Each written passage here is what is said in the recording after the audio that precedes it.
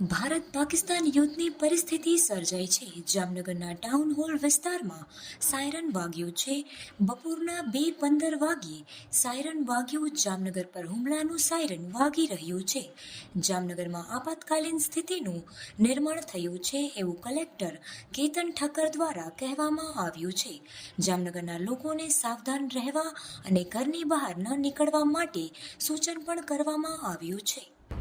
Air force station Jamnagar તરફથી મળેલી આગાહી અને વોર્નિંગના અનુસંધાને અત્યારે જામનગર શહેરમાં અને જામનગર જિલ્લામાં આપાતકાલીન સ્થિતિનું નિર્માણ થઈ રહ્યું છે અને એ બાબતની સાયરન પણ વગાડવામાં આવી છે.